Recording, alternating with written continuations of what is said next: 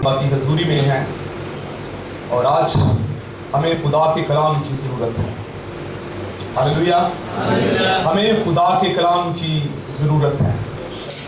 खुदा के कलाम में से जिस तौर से अभी 2 आयात पढ़ी गई, वो था कि वो अपना कलाम नाज़िल फरमाकर उनको शिफा बख्शता है और उनको उनकी हलाकत से रहाई देता है। और 29 में आई थी, वो आंधी को थमा देता है और लहरें मौकूफ हो जाती हैं। वाकई आज हमें खुदा के कलाम की ज़रूरत है।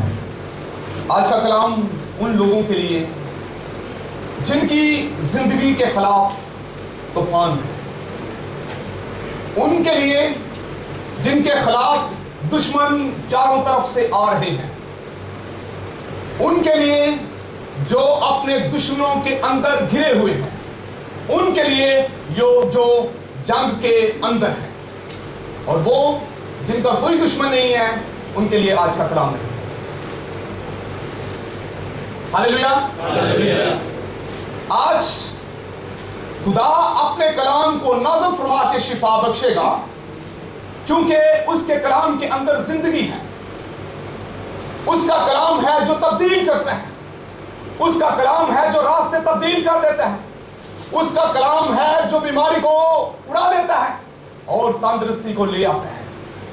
तो ये मेरा ईमान है कि जब हम आज खुदा के कलाम की रोशनी में अपने आप को देखेंगे कि हमारे दुश्मन कौन से हैं और वो किस तौर से हमारे मुकाबिल हैं, तो हम खुदा की मदद को जरूर मांगेंगे। और जब हम खुदा की मदद को मांगेंगे तो वो हमारे दरमियान होगा। खुदा के कलाम में लिखा है, तब यहोशपत चला उठा, यहोशपत ने चीखना शुरू कर दिया और खुदा की मदद उसके लिए आई और उसके दुश्मनों से उसे रहाई मिली।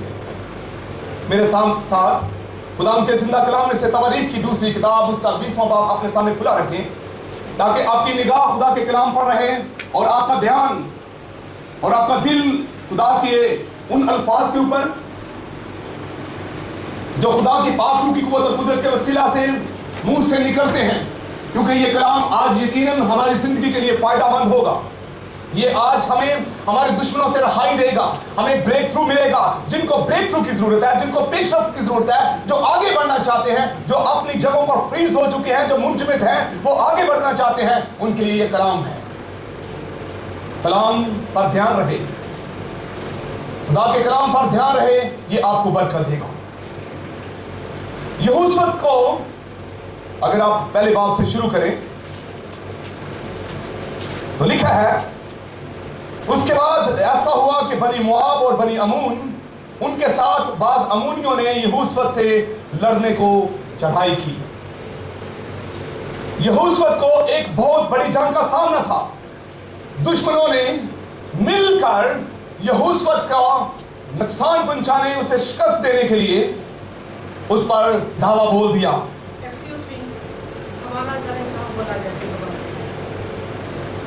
तवारीख की 2 किताब उसका 20वां बाब आप खोल के रखें, आपको नजर आ जाएगा। आप पढ़ने वाले लोग हैं, आप इस कहानी को समझते हैं। आपका ध्यान खुदा के कलाम पर रहे और अगर आप सुनने में होशियार रहें और तेज रहें तो आपको हर चीज की समझ आएगी। इसलिए खुदा के कलाम में लिखा है कि उसके बाद ऐसा हुआ, पहली आयत पढ़ रहा हूं, 20वां बाब पहली आयत, बनी मोआब और बनी अमून और उनके साथ बाज अमूनियों ने यहोशपत से लड़ने को चढ़ाई की। यहोशपत के दुश्मन उस वक्त मोआबी, बनी अमूनी और कोहे शोएब के लोग थे, लेकिन आज हमारे दुश्मन कौन से? उस वक्त के दुश्मन ये कौमें थी, लेकिन आज बहुत सारी दुश्मन हमारे हैं। हमारे दुश्मन माली मुश्किलात हमारा दुश्मन है, सेहत की मुश्किल हमारे दुश्मन है, खानदानी मुश्किलात हमारे लिए दुश्मन है, हमारे किरदार पर हमला हमारे दुश्मन है, और हमारी मिनिस्ट्री के ऊपर हमला ये हमारे दुश्मन है। और इससे बढ़कर बहुत सारे ऐसे दुश्मन हैं जो मुख्तलिफ औकात हमें तंग करते रहते हैं। यहूसफत के साथ ऐसा हुआ कि उसके दुश्मन इकट्ठे हो गए। लिखा है अमोर कसीर था, बहुत बड़े लोग थे, मल्टीट्यूड लोग थे, इतने बड़े लोग जो है वो उससे लड़ने के लिए आए। मैं समझता हूं यहूसफत अगर मगरब को देखता तो वहां पर उसे दुश्मन नजर आते, अगर वो मशरक की तरफ देखता तो दुश्मन वहां नजर आते, अगर वो शुमाल की तरफ रुख करता कि शायद मैं यहां से बच जाऊं तो वहां पर भी दुश्मन होते, अगर वो जनूब की तरफ देखता और वहां से फरार होने की कोशिश करता तो दुश्मन वहां भी होते। दुश्मनों ने हर तरह से उन्हें घेर के रखा हुआ था। और ऐसे हालात में खुदा का कलाम कहता है, तीसरी आयत, और यहूसफत डर कर दिल से खुदा का ताल्लुक हुआ। डर तो उसे लगना था क्योंकि वो अपने दुश्मनों के दरमियान घिरा हुआ था। उसके दुश्मन उसे को नेकी करना नहीं चाहते थे, बल्कि उसे तबाह और बर्बाद करना चाहते थे।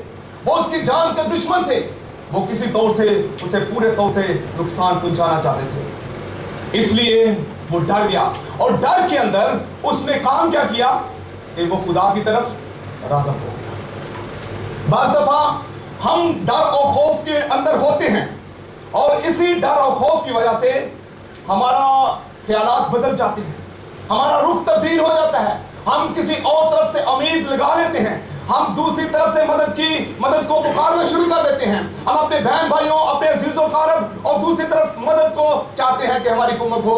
लेकिन यहूसफत ने जब उसके दुश्मन उसके खिलाफ आ गए तो उसने खुदा की तरफ वो राग़ब हुआ और वो पूरे दिल से खुदा का ताल्लुक हुआ।